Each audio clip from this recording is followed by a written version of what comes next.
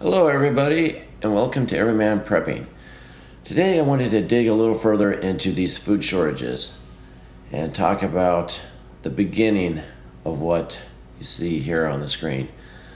The times when your food, what you have, will be used instead of money. When riots will happen and grocery stores will be looted, not because of some social event that happened, but because people are starving. Your food, what you have, you'll be exchanging for other food or for goods that you need. Or if you have food to exchange and you need food, you'll be exchanging other goods for them. Yeah, it's bartering, but basically your food will be money. So if we continue with the articles here, before we do that, please hit the subscribe button, and ring the bell. You'll get more notifications of when I do videos like these. Keep you informed, and I ask you in the comment section below, leave a comment and let's get everybody involved in our like-minded community. So as you can see here, the Board and Dairy is closing a plant in Alabama. They can no longer support continued production, according to a report at this plant. This is one of the 14 plants, which is about 7% of their production. So this is another milk plant that is going under. Was it 2 years ago here, they filed for Chapter 11 bankruptcy, you see right here. So more food off the shelves. Continuing on here from another article, you'll see the global poultry culling doubled as food shortage crisis deepens. So, as you read down low here, there's an unprecedented bird flu outbreak has caused a huge spike in culling since last season. And then it goes on to tell you here that 94.2 million farm poultry have been killed. This is what I'm taking to be worldwide, but I think it's higher than that, but this is what they're going off of.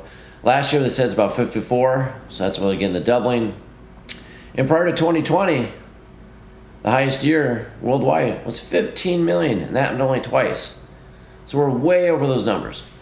Now, is bird flu really ravaging us that badly, or is it an overused PCR testing that, as we all know from the Charlie 19 event that we went through and kind of still is lingering around, that if you PCR something enough, you're going to get whatever result you wanted. So is this a planned event, or is the bird flu really going through? Might be some of both. And this is a Professor Lang. She says, this is a devastating situation from a market and a supply perspective. Yeah, no kidding. The devastation is not just in chicken, it's also in pigs, in cattle, and other animals as well. As we go down here, you can read more, but I wanted to highlight one other thing really quick.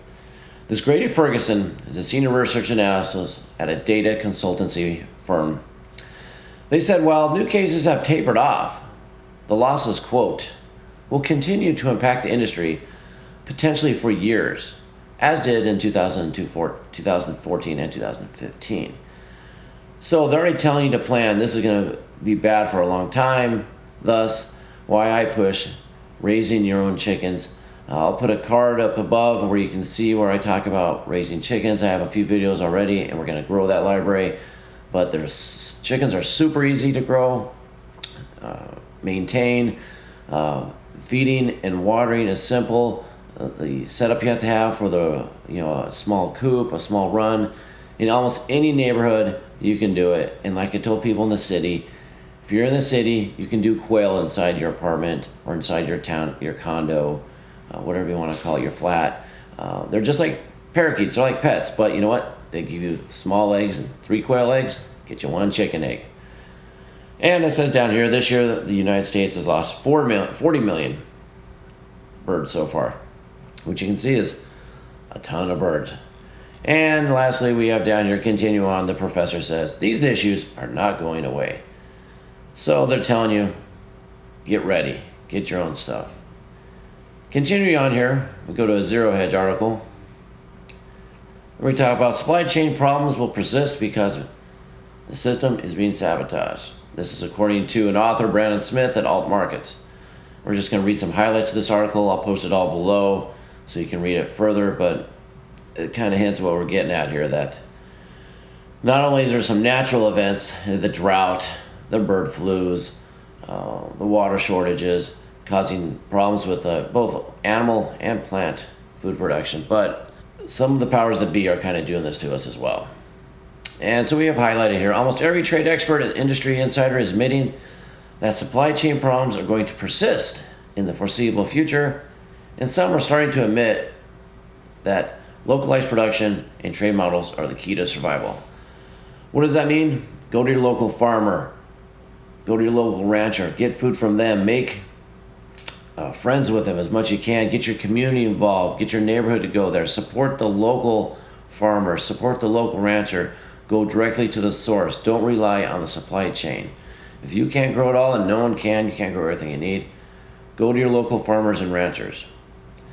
And as we have highlighted here, the war in Europe from Russia and against the country you can't really name, or YouTube smacks your video down into nowhere land, has been the scapegoat for the past few months as to supply chain disruptions. But these issues started long before that, and the years of the central bank stimulus and fiat money creation have triggered the inevitable landslide of inflation and worse, stagflation. And as we see here, we go down, the gentleman says, the bottom line is things are going to get worse from here on, maybe slowly, which I agree, or maybe quickly, depending on a handful of actors. It will speed up if China goes after Taiwan quickly here. That, like I said, will disrupt all of our trade routes and our trade that flows there, which has a lot of our food production comes back from China after it's packaged. Now, this other paragraph, I think there's a mistake in the number, but it says the U.S. sources about 20% of its retail goods from China, as well as a large portion of its medical supplies. I was reading that's actually closer to 40%, maybe a little over, of our retail goods come through China. And it's true that almost all of the medical supplies and the ingredients to make pharmaceuticals come from China. Without those starter chemicals for pharmaceuticals, we don't get drugs for your mom, your dad, grandma, grandpa, or the little child. And then we're in a big hurt. Continue on, it says, more concerning though is China's near monopoly on rare earth metals, which are integral for numerous electronic components. There's a few other countries that have them. Afghanistan had some, and well, we let China, we tucked tail and ran out of Afghanistan, and China moved right in there. So without those rare earth minerals, our Silicon Valley production is going to hurt bad. And China knows this. It also says China holds a lot of treasuries, U.S. treasuries. If they dump those and all those dollars come back here, you're going to see hyperinflation like you've never seen before. And they've been trailing off their amount ever since. The article goes on for a while here. I'll let you read more about it yourselves. But I want to just talk in conclusion, what does this mean? It's starting slowly. It might not seem slowly, especially what I've noticed from talking to people is the supply shortages are worse on the inner part of the country. When you get into the Kentuckys, Nebraska, the Kansas, the Montanas, the Idahos, they're seeing a lot of holes in grocery stores, a lot of holes at the Home Depots, a lot of strange fronting going on.